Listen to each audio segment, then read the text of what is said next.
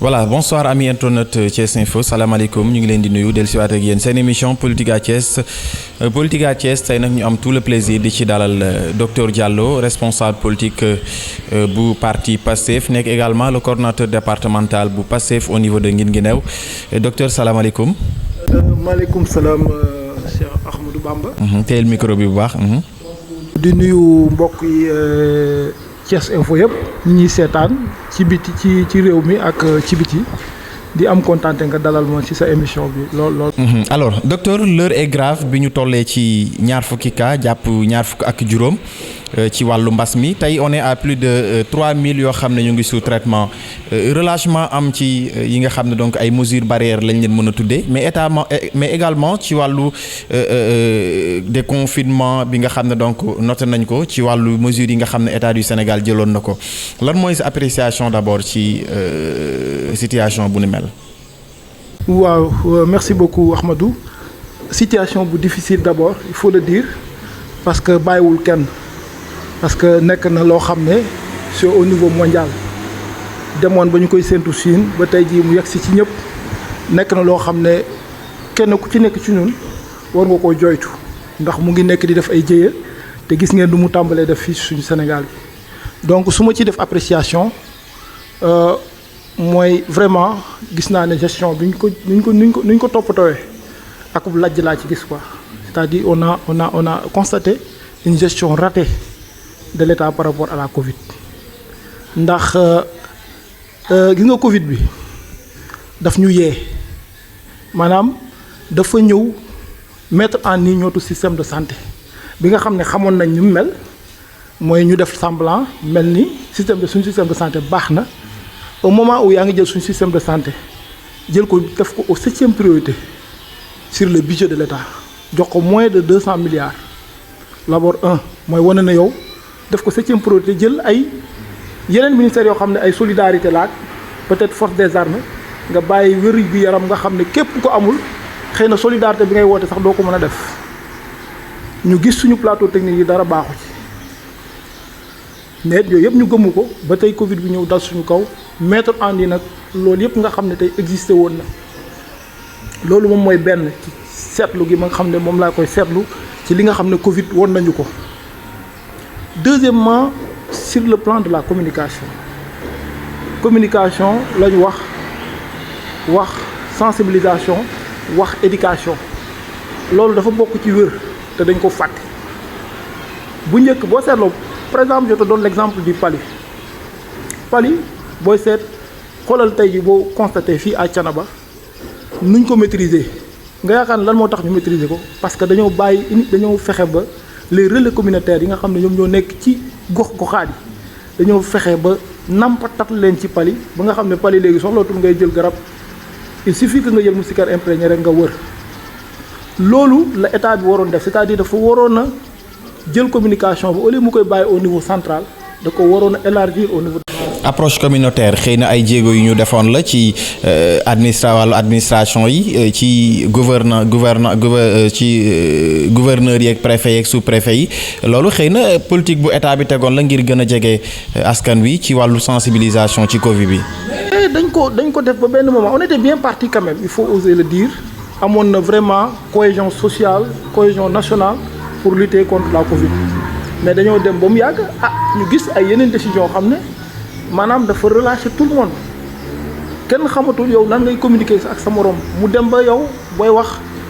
yow acteur de santé ki nga jàkkaar loolu du la gëm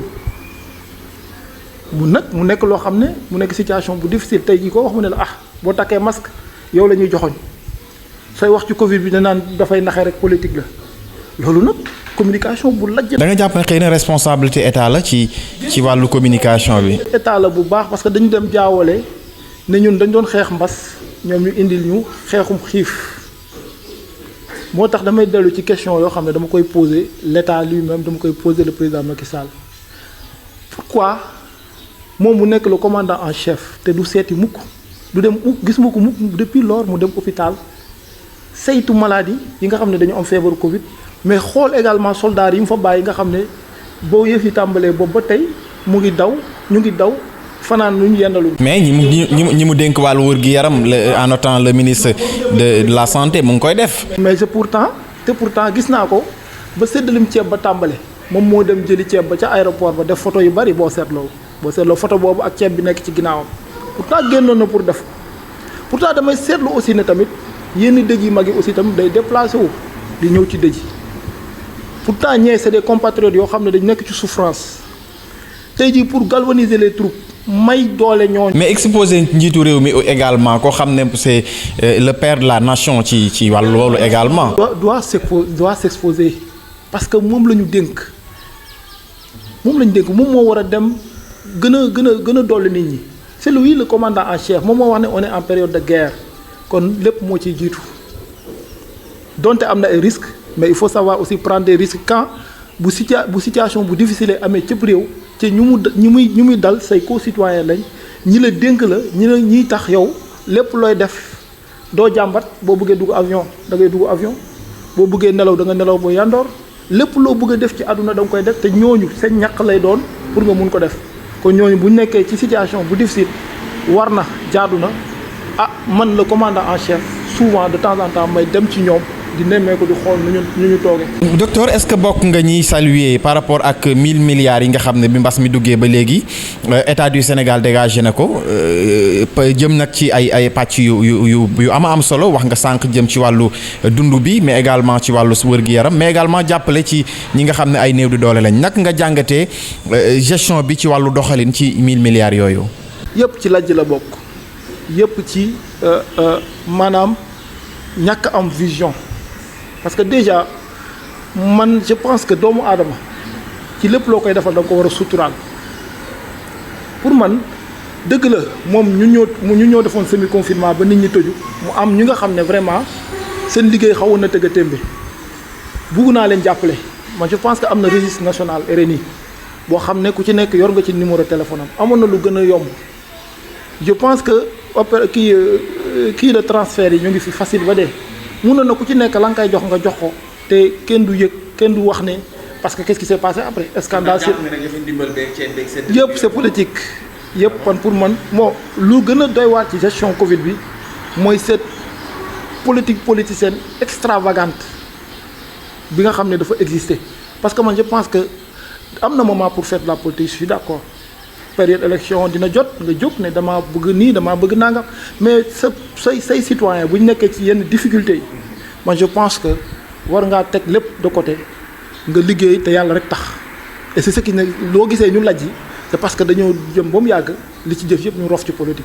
ils étaient bien partis woowu chef de l'opposition waxtaan ak ñoom mais après est-ce que impliqué la leen Mansour Faye lànk na du joxe facture yi jëm ci ceeb bi nga doon tudd léegi loolu ban njàngat nga ci am docteur. du ma ci mën jàngat bi ma la ci wax rek mooy lajj nañ rek mënuñ ci am benn jàngat la gestion a été scandaleuse ñëpp gis nañ ko ñëpp teg nañ ci seen bët di dem bay jël ay sociétés yoo xam ne dañoo nekk liquidation pour le transport du riz loolu yëpp nekk pourtant mënoon nañ ci bañ a fekk nee naa la yu bëri mënoon nañ ci bañ a fekk nit ñi mënoon nañu jot ci seen ndimbal te coow du am te xëy na sax Mansour mën na ko bañ a yëg wala keneen ak keneen yëg ko su fekkoon dañoo bëggoon def dañuy jël une personnalité neutre dénk ko lépp pourquoi pas sax l'opposition réunie ne leen léegi comme que mbas bi ñëw na te woolu naa leen waxtaan pour ñu ñëpp ñu ànd boole suñu doole dénk naa leen lépp li nga xam ne mooy gestion Covid bi. docteur lan nga yaakaar na tey moom moo war a freiner mbas mi tey ñu ngi wax cas communautaire yi jaaxal askan wi yow ngay quelqu'un koo xam ne ci wàllu wër-gi-yaram mooy ngay yëngatu lan nga jàpp ne tey moo fas yéene nekk taxawaayu kenn ku nekk responsabilité état également ngir que au moins mbas mi tey ñu mënatu ko bañ a tudd ci réew mi. xam nga boo seetloo les acteurs de la santé ñoom li ñuy wax nañ ko ci ba pare boo dégloo professeur Seydi démb rek dellu si waat na si moom waxoon na il faut s'attendre au pire démb dem na ba wax na ne cas communautaire yi nañ ko moytu ndax benn cas communautaire bu ne mën naa wàll 400 personnes kon ak ni ma gisee situation bi nii ak nit ñi ñu ko doyee dalee feebar bi man aussi personnellement en tant que acteur de santé dégâts yi mu war a def dina ko def ba mu fiy jóge. loolu lan moo ciy pexe lii nga wax xëy na dina tiital population lambda bi nga xam ne xëy na. amatuñu leneen lu dul les mesures barrières amatuñu leneen mooy doxuñu mooy tëndiku bu baax a baax surtout takk masque yi une bonne fois pour toutes takk masque yi tey takk masque yi suba moom rek moo ci des mais sinon boo seetloo événement yi nu ñu doon déroulé woo bu njëkk xëy na wàññeeku na c'est-à-dire boo jëlee gi seetloo décision bu mu njëkkoon a jël wax dëgg yàlla métti woon na ci nit ñi mais boo seetloo woon propagation mu ngi doon dal c'était la meilleure décision je pense semi confinement surtout yenn. surtout si transport interurbain bi également. à un moment donné tu dis que non il faut lu ñu koy waxatee il faut vivre avec le virus loolu la ñu wax léegi nag nit ñi xëy na communication boobu comprendre wuñ ko soo ne nit ñi dem leen dund ak virus bi c'est comme si ñoom dañ naan kon masque bi ma doon takk dama koy bàyyi kon raxasu bi ma doon raxasu dama koy bàyyi moo tax ma ne la laj nañ fi nga xam ne ci si wàllu wër mooy ñu renforcer waat la communication la sensibilisation et l'éducation sanitaire te loolu dañoo war a am ay relais au niveau de chaque commune nga xam ne loolu rek lay dox loolu lay jógee nit ñi dañ leen war a jàngalaat te loolu xam nga lu muy indi mooy ndax suñu wàllu éducation sax national système éducatif lajj nañ ndax bu ñu jàngale woon ci kàllaama yi nga xam ne moom la ñu nàmpal xëy na mbas mi mun nañu bañ a sonal ci wàllu communication du ñu waxee nit ñi dañ comprendre mais tey jii toll nañ fi nga xam ne mënoo wax kenn ba mu jàpp ne mbas mi am na parce que bu ñu demee ba toll fii situation bi catastrophique moom ay décès tey je pense qu'on était à 5 décès mu continuer di ngay toog ak ay nit ñu naan la mbas mi amul man sol naa sama masque am fu ma nekk man nekk ak ay mécaniciens ñu ne ma grand kon da ngaa gëm feebar bi nga échantillonnage boobu boo ko jëlee kon ça veut dire que y a combien de personnes dans cette zone là ñuy wax ne mbas mi amul te mbas mi bu amul mooy saafonto bi day continuer nuyoo bi day continuer ñàkk sol masque bi day continuer et ainsi de suite contamination yi day yokk mais également cas communautaire yi day yokk. voilà ñu fàttali ne ñu ngi ak docteur Diallo responsable politique bu parti Pastef au niveau de Guinguinéo docteur ñu wax tuuti ci langue politique gi également ak seen leader Ousmane Sonko gis nañ vacances yi nga xam ne donc ñu ngi ci gis jéego yi nga xam ne aussi les patriotes ñu ngi koy def ci wàllu mbéy muy VAP vacances agricoles patriotiques initiative boobu tey lan lay bundu ci parti bu Pastef. ci wàllu politique bi ma woo ci parti bi ma bokk mooy le Pastef damay am cawarte lool wax ci vacances agricoles patriotiques bi parce que mun naa wax ne dafa bokk ci les 5 sacerdoces yi nga xam ne le président par sa vision mettre na ko en place waaw 5 sacerdoces la dafa am sacerdoce bu ñu doon wax sacerdoce humanitaire boo gisee don de sang bi ñu jóge te bu ngeen seetloo ça a été une réussite totale dem nañ ba man à Guinguinéo def naa 100 poches ba poche ya jeex nit ñi di ñëw pour maye seen deret mënu ñoo maye deret kon Ousmane Sonko lu mu def ci nit ñi d'abord mooy que ne da ngeen a war a am patriotisme au-delà de la politique da ngeen a war a gëm seen bopp da ngeen a gën a bëgg seen réew loolu moo jiitu bëgg sa ne rek weesootul nga jël sa deret di ko maye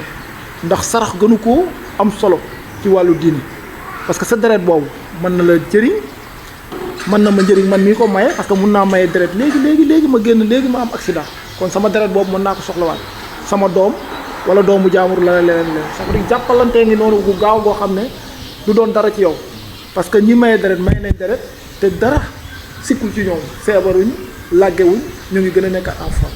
te sa wérgu yaram sax da cee baax parce que c'est important souvent ngay maye deret pour vraiment passer à un renouvellement faciliter la circulation sanguine. VAP yi ñoom ñoo nekk sacerdoce agricole bu ñu jógee sacerdoce humanitaire VAP yi nekk sacerdoce agricole mu tombé ak l'hivernage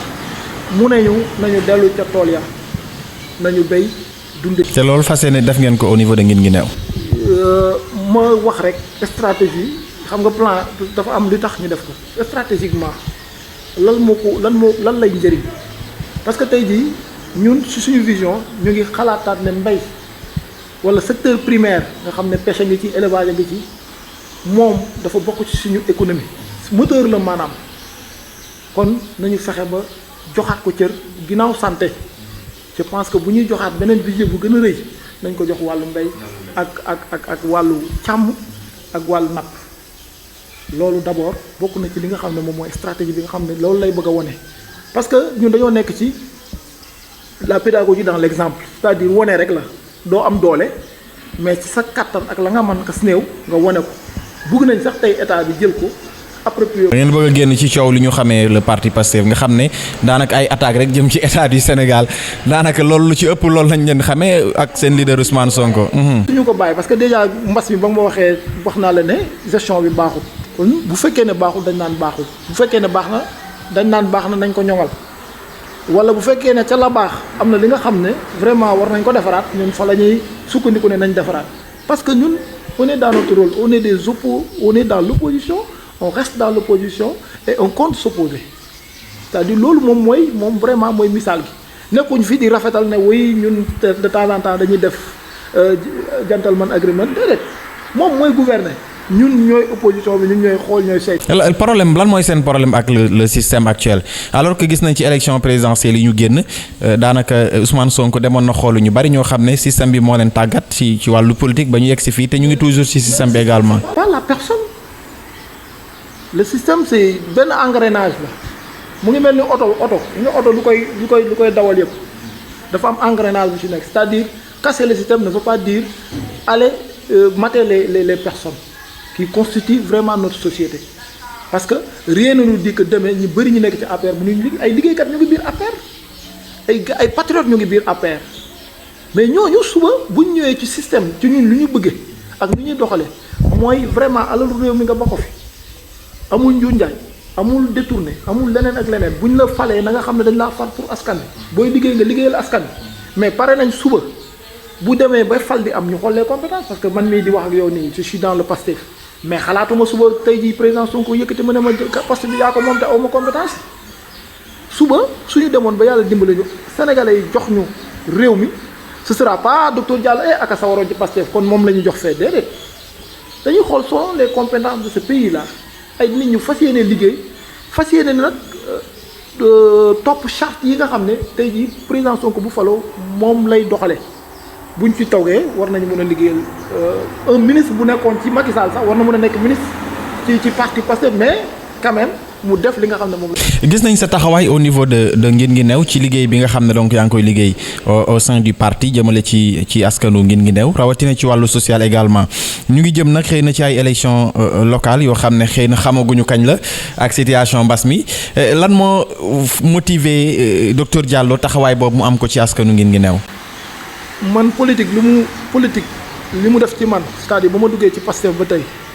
daf ma won ne man je dois être au service de ma société de ma population de moi-même de pour mes enfants parce que suba du man xëy na tey li ñuy daw li yëpp mun nañ ko bañ a fekkee donc taxawaay bi ma ci am mooy dafa am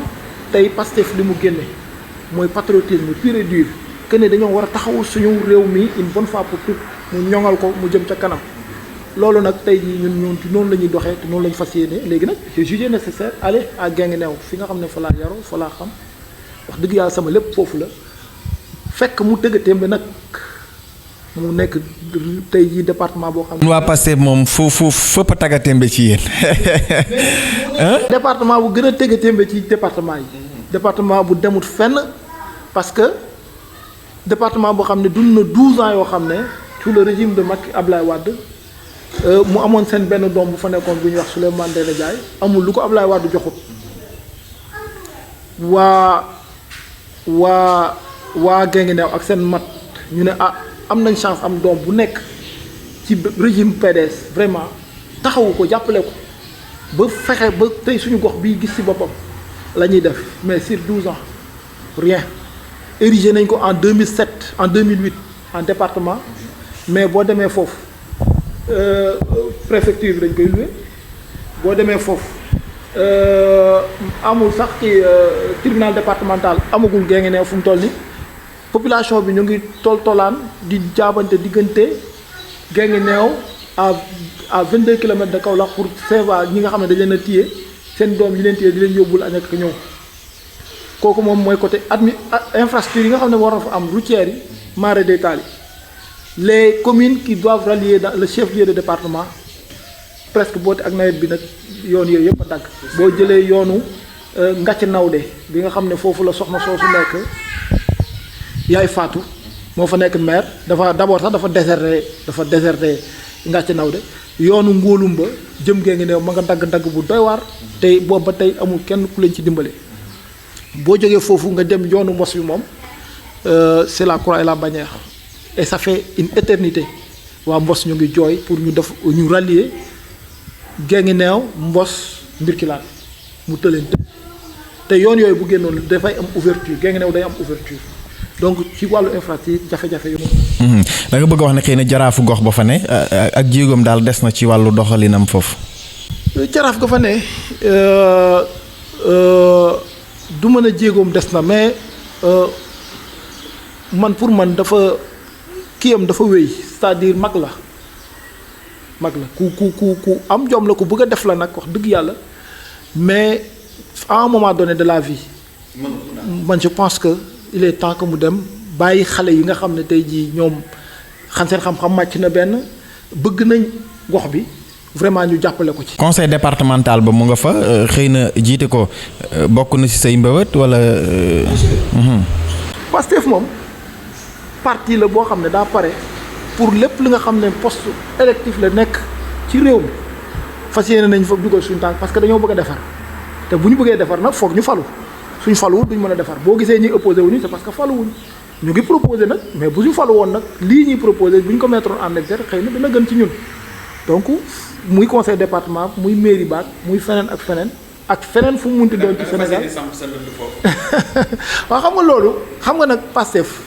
loolu moom mooy charme Pastef on est tellement organisé que sañu ma toog fii wax ne man neen li ma la waxoon rek mën naa dawal. mais sañ-sañu bëgg boobu noonu dafa mel ni ñi nekk ci au sein du parti Pastef amuñu ko ci commune yi parce que koo laaj Pastef danaan non parti bi nangam ak nangam du ñu sañ a du ma dégg ñu ne candidat lañ wala du ñu candidat. wax candidat lañ ci joxuñ nañ newuñu te instance suprême yi newuñu yéenay candidat xam nga loolu mooy indi arrangé ci parti di xëccoo di tëb di dal te fekk ne war ngeen ko mën a doxalee neneen c'est-à-dire affaire bi du falu bi mais jëfal sa réew moom fi am solo. tey jii man su ma nekkoon coordinateur départemental suñu toogoon tey jii ñu dem au niveau des instances qu'on choisit notre personne je serai au service de cette personne là pour que rek la simple réussite de Pastef pour la simple réussite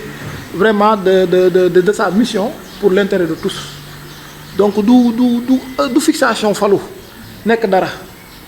su fekkoon ne loolu rek ñu toog muuxu ci li nga xam ne moom mooy suñu métier ñu jàpp ci bu mu dëgër jéem ci avancé bu baax a baax. élection locale dàq nañ ko dàqati ko ñu dugg ci mbas mi xëy na le ministre de l'intérieur waxoon ne au plus tard le 21 juin 2020 tey situation bi kenn xamul ndax élection yi da nga jàpp ne lu ñu war a maintenir la ci contexte bi ñu nekk. ko war a maintenir nit ñaa ngi dem lante ñaa ngi dikkalante man pour man bon sama avis personnel la du engagé wul kenn kii bi mbas mi. dégâts yi mu war a def allah kulli àll da koy def dégâts yi mu war a def Sénégal ak fu mu war a yem dina dem ba parce que tamit yemagul fenn waa France déconfiné nañ ñu ngi ci seen i élection def nañ lépp te pourtant mbas mi moo ngi fay rey moo ngi gaa yi contaminé wu ak feneen donc moom li mu wax rek buñ ko bàyyee suñu dund moom président Macky Sall nee na buñ ko bàyyee suñu dund waaye buñ ko bàyyee mu dund dañ def noonu rek. élection daal war na mun a am. amul lenn lu mun a empêcher ay élection am. ndax yaakaar ngeen ne élection dina am parce que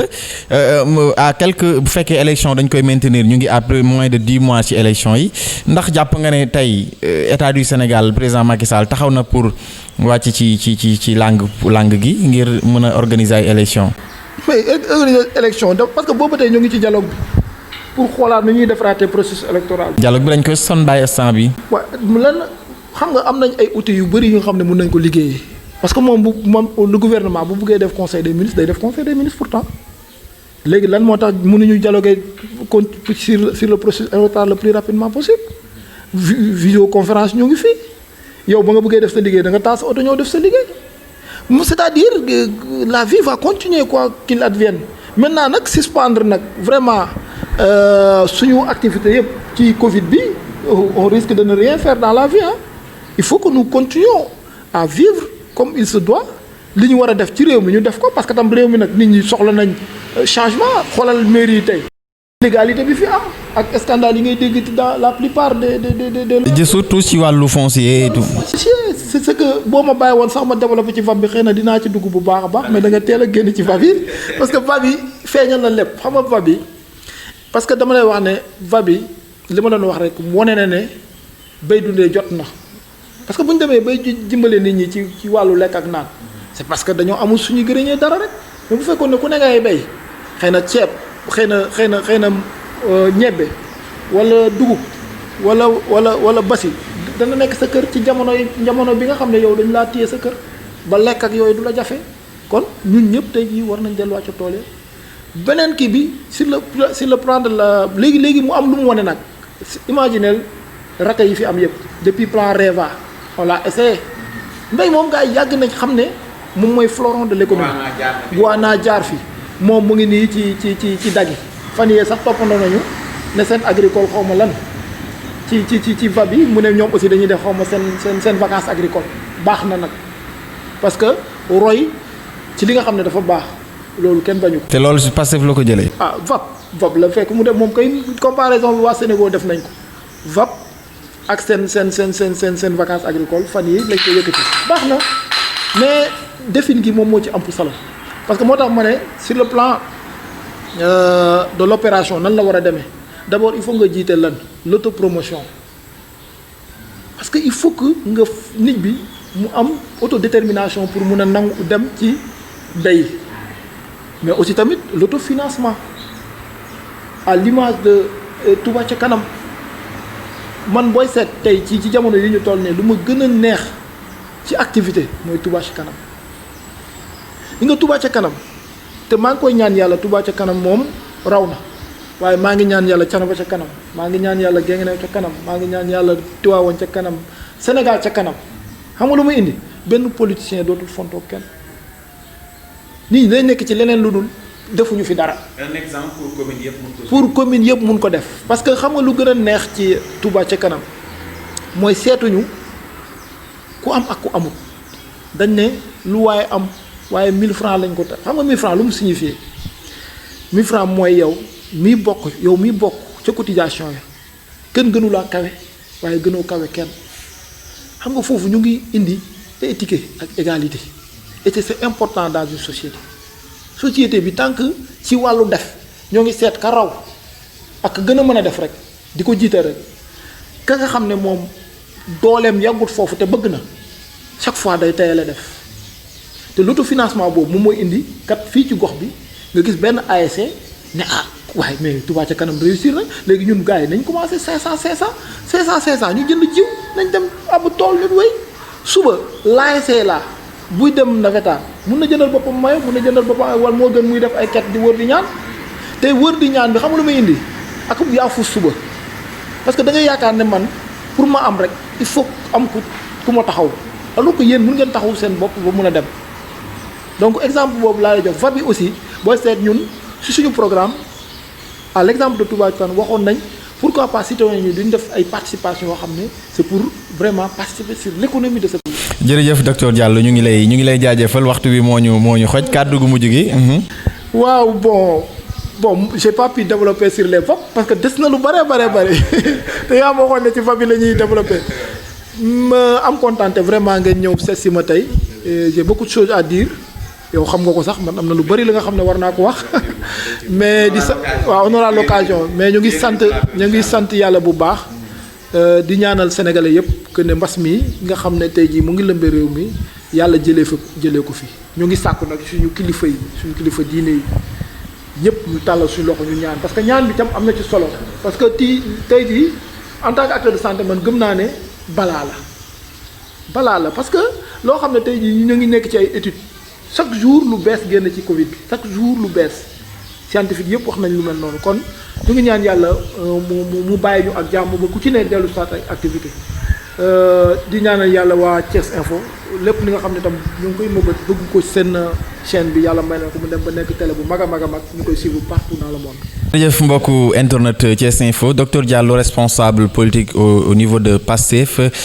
ci département de Guinguinéo moom la ñu amoon tout le plaisir donc dalal suñu émission politique à Thiès jox leen rendez-vous beneen yoon ci thiesinfo.com ci kàddu gi Ahmadou Bambali Adama Ndiaye ci wàllu caméra bi jaajëfal leen rendez-vous prochainement jërë ngeen jëf.